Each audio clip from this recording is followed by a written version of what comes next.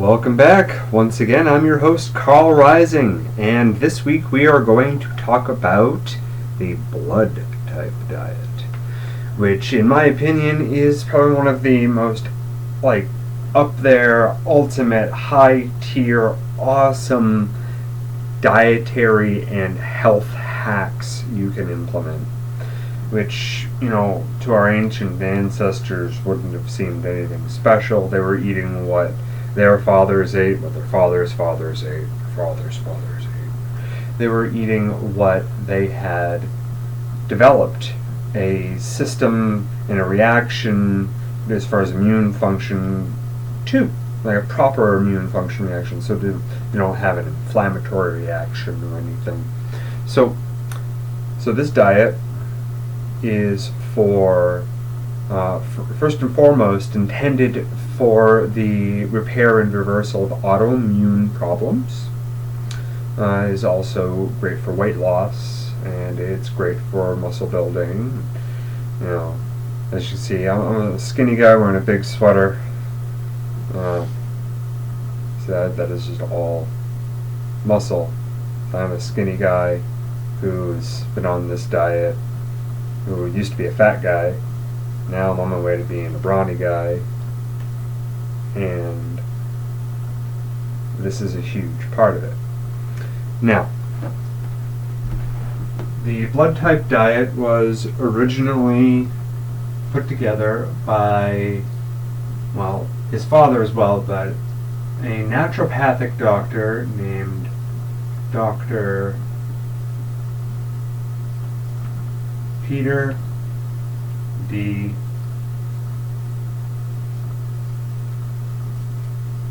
Adamo.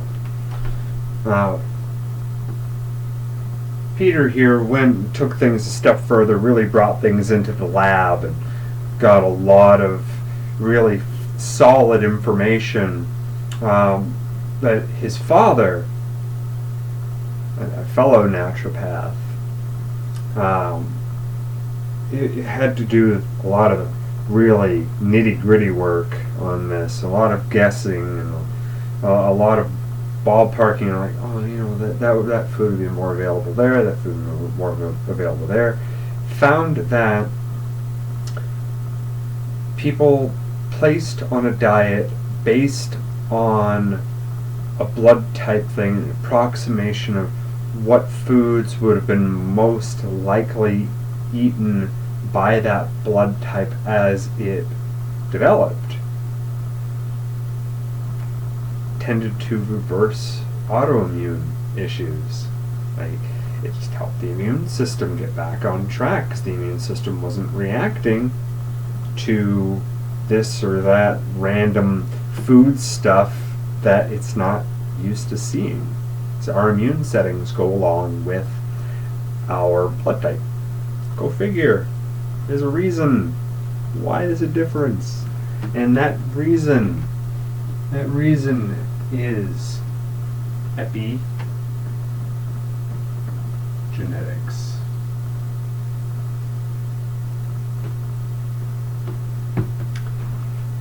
Epigenetics, which was a term coined in 1981 or thereabouts, maybe in his notes a little bit beforehand, by Dr. Bruce, and put a doctor there, he earned it, Bruce Lipton. No affiliation with the tea folk, I'm sure. Epigenetics is is a study of how our gene expression is affected by external stimuli. What does that mean?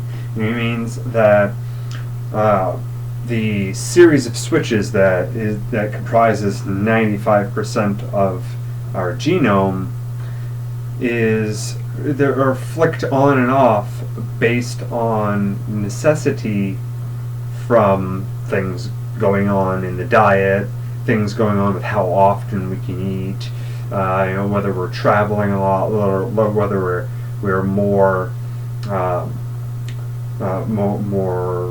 active, more sedentary, more like traveling overland, or just good for, built for standing on a boat and just going along and doing a job to help the village thrive, like fishing or anything that would involve standing on a boat or on docks, and we'll get into all of that kind of stuff. That's a type A. I'm going to say that right now. The book that's if you're a little skinny person, good chance you're type A, especially if you don't have a very big brow shelf here, brow ridge. It's usually A's are more shallow around the eye. I'm an O. I'm a caveman. Look at me. So yes, it takes about 14 generations for the changes of those switches to really solidify, and for us to develop new reactions, new settings. Like, it hasn't been 14 generations on average for a lot of these things since we started having an international world with foods available from all around the world at your corner market. So you have infinite options at 3 a.m. and some of them might not be too great for you based on what type of immune settings you have based on your ancestry. Doesn't make anyone better or worse than anyone else. It just makes certain foods possibly better or worse for different people. So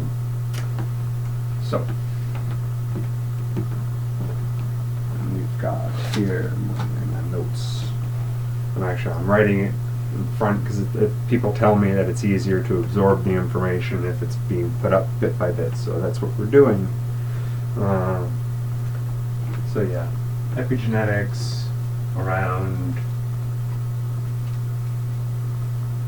dietary.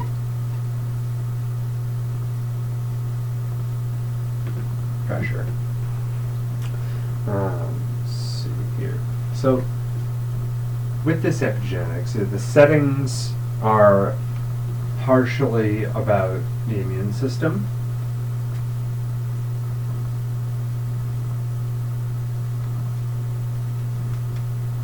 How it reacts to different molecules. Say, a bit of beef over a bit of chicken, or certain types of fish, or shellfish, or nuts or seeds or berries. Like ABs shouldn't eat seeds. It's just not great for them. Great for O's. Oh, seeds, yes. ABs, no. Don't make a habit of eating seeds. And the other thing, that epigenetic factor here is a very utilitarian, go biology go, and that is a little something called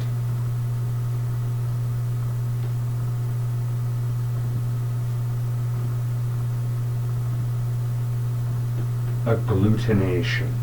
Agglutination means squishing things together, and in biological terms that means how we build our cell membranes. Like different blood types will agglutinate with different molecules and different ratios. Like O's don't use sugar as a piece for the membrane of the red blood cell. Other blood types do, but O's don't. They're older, they're more primal. So there's a different resource utilization, there's a different craving there, as long as things are in balance. So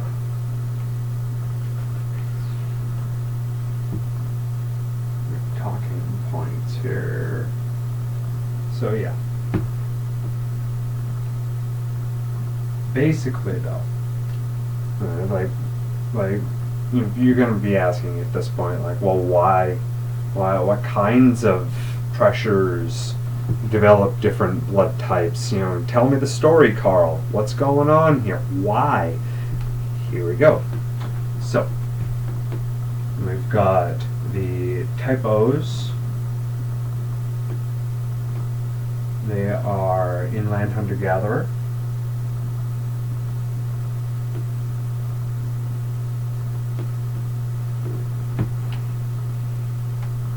They are going to be moving north to south in their migrations. These are much earlier, man. This is pre-civilization. These are roaming nomads, traveling with the seasons, following herds of large ungulate animals. So they're traveling north to south, and they're constantly eating red meat.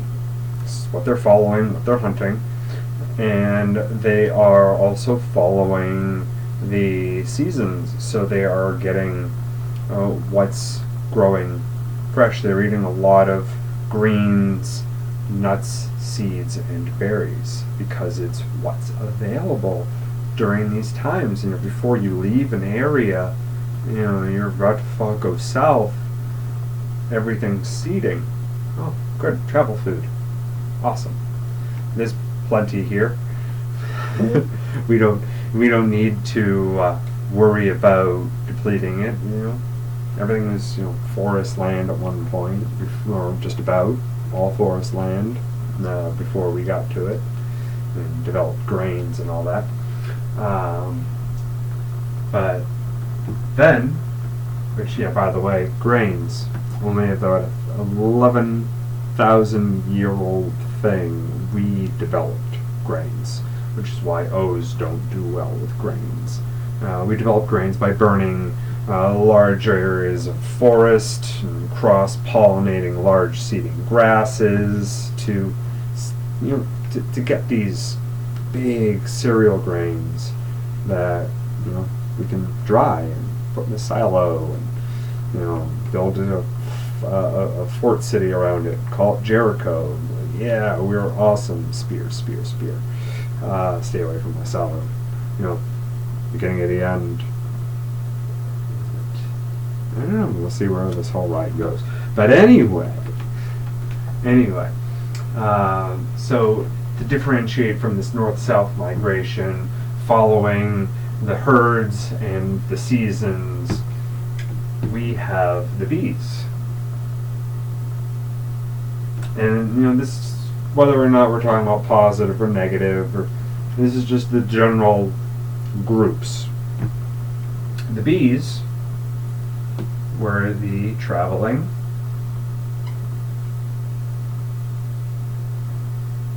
merchants.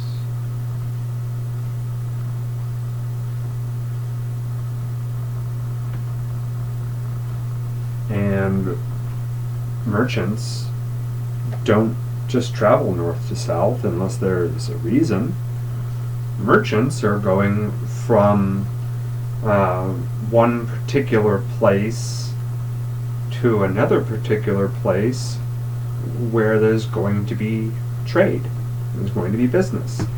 And if you're along a particular line of distance away from the equator there, you're going to have a lot of civilizations in that general area, that same level of climate. So there's going to be a lot of travel from east to west, or west to east. It's funny we always say east to west, but yeah, besides the point.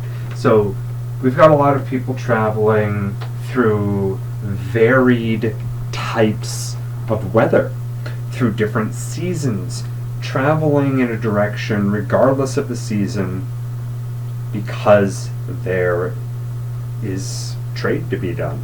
There's money to be made. There's resources to be gathered through the marvel of human culture as opposed to being a human animal and just relying upon nature. We built structures and we marshaled resources, and we're horrible and awesome at the same time, or awesome and horrible, whichever way you want to be about it, pessimistic or optimistic or in between. So these merchants, they're going to be needing high calorie foods, because you need something that's going to last you while you're not constantly hunting. You are too busy traveling with your goods to be hunting. Hunting is cumbersome when you have a whole bunch of even just like pelts. That you probably, if you're a serious merchant, you didn't hunt for those. You were too busy trading, and that's how you got your pelts. You started off with one thing, and you worked your way up like a serious merchant. In those old days, before the days of financial investment at the beginning, you just needed something that you traded for this, and you traded that for that, and you found a need, and you made a profit somewhere. So we got a lot of dried fruits, like dates and all of those sorts of things. Things that travel well. It's like chicken's bad for that, but eggs are good for them.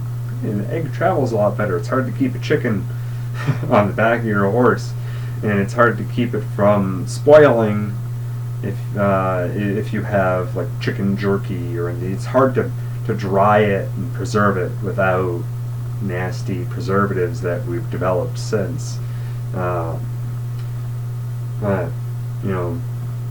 Still we're looking at a lot of red meat, but instead of beef being a huge deal, it's more about mutton. Yeah, mutton. Is it, lambs and sheep, they have a denser meat to them, so there's more nutrition in it, so it makes it better jerky as far as what you can fit in your pack to get the most bang for your chewing and digesting buck. But before the bees, I just wanted to get in this whole thing of migration difference.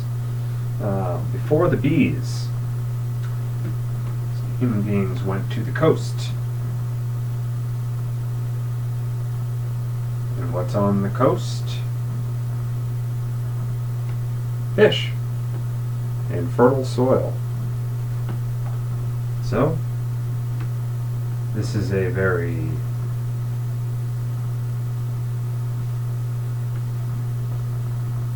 pescatarian diet. It's the coastal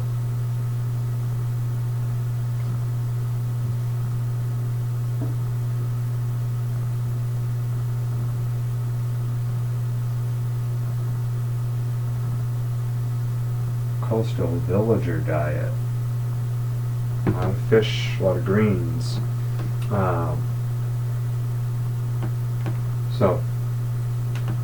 And then like fish is the number one thing.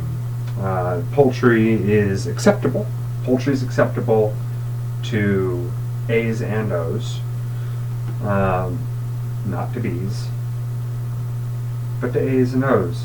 And while O's might benefit so much from beef that it helps them absorb their calcium and gives them lots of zinc and strong stomach acid, all of that,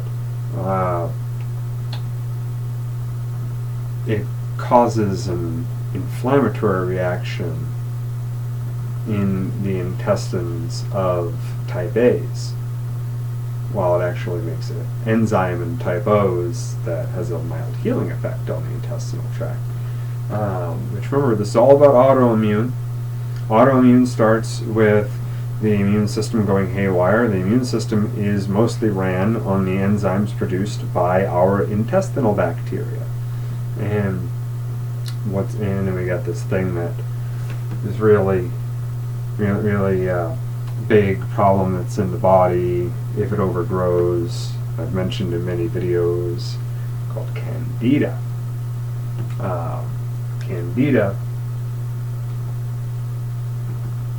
further back we go here, we got EB down here, the further back we go, is more of a problem. It's a big problem with these two guys especially. So these are really the two oldest, the A's and the O's. But, you know, so that's an easy thing to have overgrow and get out of the intestines. And that's all other videos, though. I'm not going to dwell on that and explain the whole thing. ABs, which is the youngest, smallest group of mutants on the block, out of the 4 main blood type groups. ABs are port people, like Port City.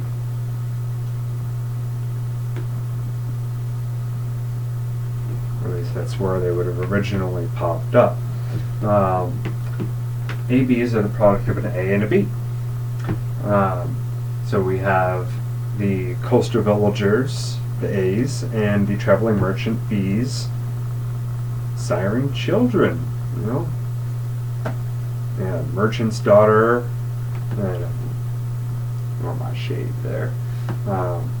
Merchant's daughter, fisherman's son, or vice versa. Together, now we've got type AB. ABs can actually digest today's type of casein found in today's variant of dairy cow. Pretty cool. It's kind of a superpower of theirs. Certain foods that are great for A's are great for them. Certain foods that are great for B's are great for them, and vice versa.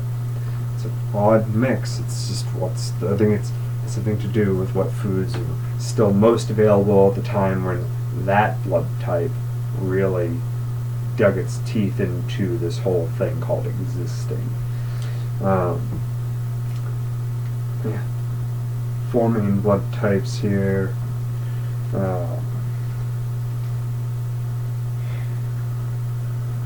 Anything else I missed that I wanted to cover today?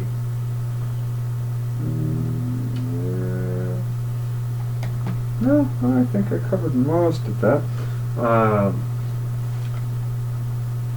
Now, I'm sure that some of you might have seen a study on the blood type diet that was done at the University of Toronto within the last year. They took a whole bunch of people, separated them by blood type, put them on this diet, and then monitored them over a 6-month period, a bunch of reasonably healthy people, and didn't notice any significant difference in them, good or bad, because they were already healthy. Their bodies could take the hits of eating things they shouldn't, and weren't in bad enough shape to show a big change and improvement based on eating something beneficial. So they were just constantly canceling out one food with another before that, and now they're just not really in a state where they're going to show dramatic change. And it's supposed to take about a year. So it's autoimmune people over the course of a year versus reasonably healthy people over half as much time. It was really, in my personal opinion, a bad survey. It was a bad base to work from with people who were pretty healthy, and they did not take enough time to see the difference. I'm sure you take a reasonably healthy person and you put them on this diet after a year, yeah, you'll really see a difference. 6 months, not as much. You take a really sick person and you put them on this diet every 3 months, or even every month. My personal experience with this diet is if you gained a level and you got a little bit better, and your skin isn't breaking out as much, your joints are healing, you don't have as much inflammation in your body, you're able to get your intestinal tract proper, lose weight, build lean muscle, all of these things. But yeah, University of Toronto. I don't know who's bankrolling that, but yeah, blood type diet. Personally recommend giving it a shot, especially if you're dealing with candida issues.